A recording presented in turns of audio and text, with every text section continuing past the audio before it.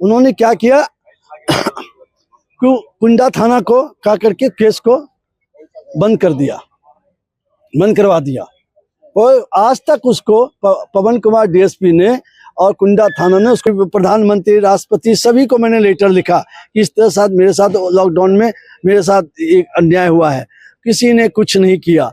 मैंने ये जब यहाँ धरना दिया, वहाँ दिया, देवघर में भी आमरण अनशन किया, तो वहाँ डीसी आकर के कहा कि आपको 10 दिन में न्याय, पेपर में भी छपा है। जंगल राज यदि देखना है तो कहीं जाने की जरूरत नहीं है, आप जंतर मंतर पर आ जाइए और पूरे देश में जहां भी जंगल राज हो रहा है, शासन और प्रशासन के सताए हुए लोग जंतर मंतर पर आते हैं।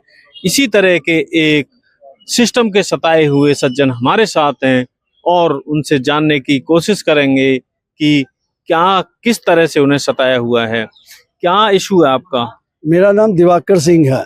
देवघर करनीवाद में मेरा मकान है, 4741 वर्ग फीट 2 मंजिला मकान बना हुआ है। तो उसमें मेरा सुखदेव यादव मेरा किराएदार था। करीब 3 साल से मेरे सुखदेव यादव उस मकान में रहता था, मेरा मकान का किराएदार। और नीचे गाड़ी का शोरूम, टोटो का शोरूम के लिए लिया हुआ था। हम लोग करीब कोरोना से पहले 2-3 महीना पहले हम घर से जयपुर आ गए थे। जयपुर आ गए और जयपुर आने के बाद कुछ दिन के बाद काफ़ी दिन के बाद लॉकडाउन, मेरे बेटा को डेंगू हो गया था। काफ़ी दिन के बाद फिर कोरोना लग गया। कोरोना में हम लोग नहीं आ सके कि लॉकडाउन हो गया। हम लोग सुखदेव यादव को हमने कहा कि सुखदेव यादव किराया जो है आप हमें, पहले किराया तो वहीं वो दे देता था, मुझे कभी दिक्कत नहीं हुआ था। फिर मैंने जब उसको किराए के लिए बोला तब वो बोला प्रधानमंत्री जी ने किराया माफ़ कर दिया है। फिर उसके बाद मैंने कहा कि मुझे कोरोना भी हो गया सुखदेव यादव, मुझे पैसे की ज़रूरत है। सुखदेव यादव ने ये उसके बाद हमसे फ़ोन पर बात नहीं हुई। फिर हम लोगों ने वो चुप हो गए, हो सकता है प्रधानमंत्री ने बोला है शायद नहीं देगा पैसा, हम लोग संतोष कर लिए। फिर कोरोना जब ख़त्म हो गया 21 में, जो कोरोना काल जब ख़त्म हो गया, हम लोग देवघर आए। जब हम अपने मकान पर गए तो मकान में वो लोग घुसने नहीं दिया। उसमें 5-6 बंदूकधारी थे। उनको मैंने बोला भाई तुम कैसे घुस गए मकान में, कौन हो तुम लोग। ये 5-6 बोलता क्या आपको पता है ये मकान हमारा है, हमने मकान खरीद लिया है। यार कमाल है, तुमने कैसे खरीद लिया। मकान मालिक मैं हूँ। यहाँ के सभी दुकानदार, यहाँ के बगल के लोग पूछे मकान मेरा है। बोले कोई बोलेगा, बोलो ये मकान मैंने लिया है, हमने रजिस्ट्री लिया हुआ है। हमने किससे लिया, रजिस्ट्री सुखदेव यादव से लिया मैंने। मैं कहा यार कमाल है सुखदेव। तो फिर मैंने बोला हमने कहाँ है कागज, बोला जाओ कोर्ट से कागज निकाल के देखो, हम कुछ नहीं दिखाएंगे। हमने ठीक है। फिर मैंने कुंडा थाना गया। कुंडा थाना में सारी बातें बताए, ऐसे सर मेरा मकान देखिए, ऐसे घुसने नहीं रहा, 6 बंदूकधारी है, आप चलिए मेरे साथ मकान खाली करवाए, उनको निकलवाइए।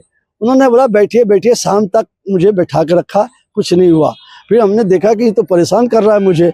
तब इसके बाद मैंने किसी तरह थाना से निकल करके मैं एसपी ऑफिस गया। एसपी ऑफिस में धनंजय सिंह से मैंने जा करके कहा कि मेरे सर ऐसी बात है, मैं अभी देखिए जयपुर से आया हूँ, अपने मकान पे मुझे घुसने नहीं दे रहा है।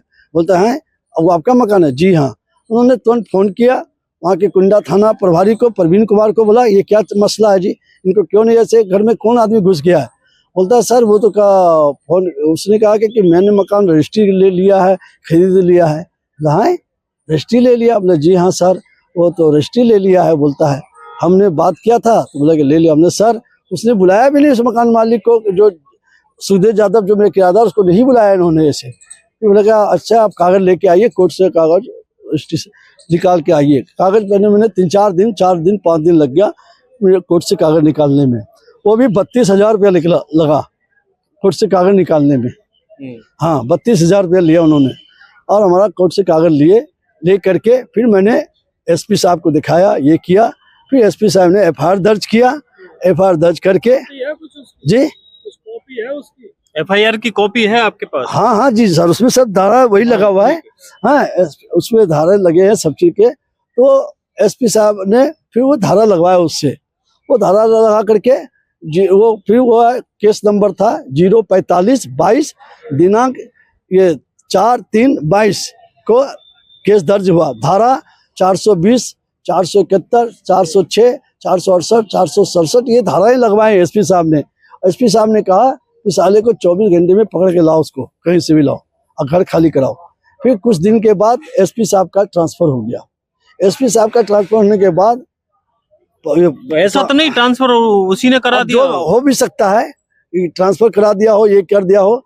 फिर ट्रांसफर जैसे उनका हुआ, पवन कुमार जो डीएसपी जो थे, उन्होंने क्या किया कुंडा थाना को क्या करके केस को बंद कर दिया, बंद करवा दिया।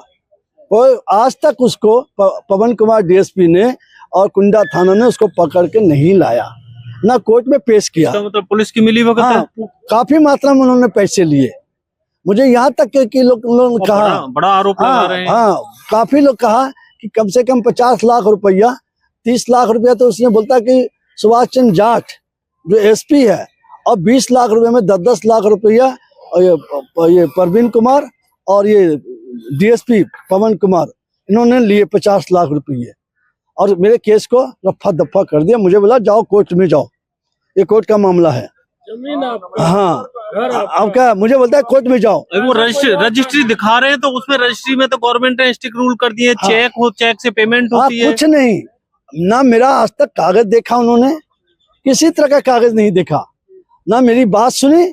सिर्फ उसका एक कागज लेके कहता है ये तुम्हारा साइन है, ये तुम्हारा साइन है। अरे क्या साइन है? साइन देखेंगे, ओरिजिनल कागज निकालो तब ना साइन देखेंगे।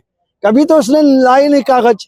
और 275 स्क्वायर की रजिस्ट्री पूरे मकान को हथिया लेगा है। 275 स्क्वायर फीट मकान दिखा रहा है। मेरा मकान तो पूरा बना हुआ है, कहीं खाली जमीन नहीं है। 275 स्क्वायर फीट जमीन लेकर के पूरा मकान को कब्जा कर रखा है उसने, है। तो पूरा जो लगभग 5000 स्क्वायर फीट का जो मकान है पूरा आपका बना हुआ जी है? बना हुआ है। कितने कमरे हैं? कम से कम सब मिलाकर 9-10 कमरे हैं, बड़े बड़े। अच्छा। हाँ जी, हॉल है, एक बहुत बड़ा हॉल है, 2000 स्क्वायर फीट का हॉल है मेरा आगे। हाँ, इतना बड़ा शोरूम था। हाँ, जो उसमें है। बाकी ऊपर में बड़े बड़े पुराने जमाने के मकान है, 20-20, 15-15 स्क्वायर फीट के मकान है, एक रूम है। ऊपर में नीचे में पूरा हॉल है, 4-4 गो हॉल है। ये अभी है। आपको दूसरा दिन आज हो गया, पहले भी आप 7 दिन हाँ, बैठ के चले गए। हाँ, कुछ हो नहीं रहा है। कुछ नहीं हो रहा है। प्रधानमंत्री राष्ट्रपति का लेटर भी आया, प्रधानमंत्री ने चीफ सेक्रेटरी को लेटर लिखा, पुलिस आयुक्त को, पुलिस डीजीपी को लिखा, और गृह मंत्री ने भी दिया लेटर महानिदेशक को। कोई कुछ नहीं किया। बस हो रहा है, देख रहे हैं। 10 दिन के बाद आइएगा, 20 दिन के बाद, तारीख पर तारीख देते गए, आज तक मेरा कोई काम नहीं हुआ। अच्छा, कोर्ट में भी गए क्या आप? जी, कोर्ट में नहीं जा सके। एसडीएम कोर्ट जरूर गए थे, एसडीएम कोर्ट में दिए। एसडीएम कोर्ट वाले ने भी पैसे दे करके उनके बता उनका कब्जा, उनका मकान है। ये एसडीओ का कहना है, मकान उनका है, वो उनका कब्जा। मतलब किराएदार किसी का भी मकान हड़प लेगा तो उसका हो गया। हाँ, हो गया। उनको भी पैसे मुहंगा दीपांकर चौधरी को काफी। और मुझे दीपांकर चौधरी से जब मैंने कहा सर रजिस्ट्री देखिए, ये देखिए, बोलते ज्यादा बोलोगे तो जेल के अंदर डाल दूंगा। कागज भी नहीं देखा, ना मेरा वकील को बोलने दिया, बोला ज्यादा बोलोगे तो अंदर कर दूंगा।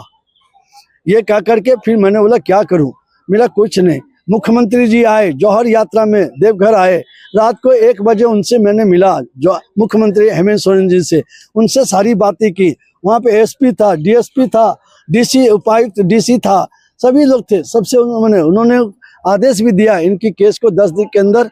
और मुझे सोचिए, आज तक कुछ नहीं हुआ, कुछ नहीं किए ये लोग। फिर उन्होंने सत्ता पक्ष के आदमी उसमें फोन कर देता है, डीसी को, एसपी को फोन कर देता है इस केस से, ऐसे ये राजस्थान का रहने वाला है, कुछ नहीं, आप शांत रहिए। आप रहने वाले कहाँ के? राजस्थान के हैं, इसीलिए मेरे केस को कोई ज्यादा अहमियत नहीं देता है, मेरे केस को।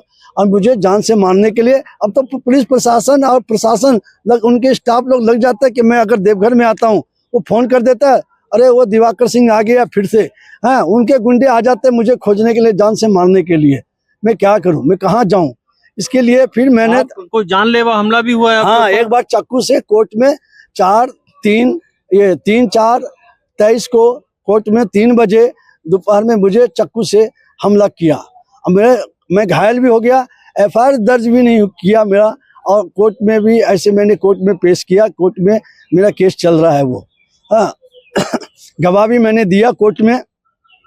मेरे जो 2 गवाह थे, हाँ 2 गवाह हमने दे चुका है। जब रजिस्ट्री होती है तो दोनों पक्ष के गवाह होते हैं, तो हाँ। उसमें दोनों पक्ष के गवाह हैं क्या? हाँ, नहीं किसी का नहीं गवाह। ये आपके सामने रजिस्ट्री कागज है मेरे पास, ये रजिस्ट्री कागज है मेरे पास, इसमें किसी की गवाह का नहीं है, कोई गवाह नहीं है। उनका एक मजदूर का साइन जरूर है, मजदूर का। रजिस्ट्री में जो दिखाया है वो बाय रूल चेक से पेमेंट होता है, तो क्या आप चेक से पेमेंट दिखाया या नहीं, कैश दिखाया? उसमें 13.5 लाख रुपए जो कैश दिखा रहा है और वो दिखा रहा है, और जो 23 लाख रुपए जो दिखा रहा है वो जो हमारे जो घर का एग्रीमेंट शोरूम के लिए जो पगड़ी दिया था, वही पैसा 23.5 लाख रुपया उस डी में दर्शा रहा है।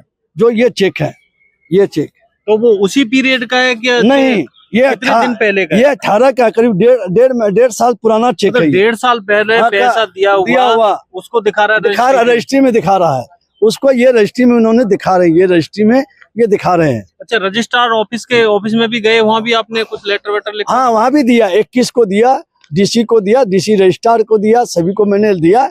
2021 में दिया, कैसे से सभी को, उसमें डीसी, एसपी, डीजीपी, ईजीपी, जितने भी विभाग के कमिश्नर, फिर प्रधानमंत्री, राष्ट्रपति, सभी को मैंने लेटर लिखा।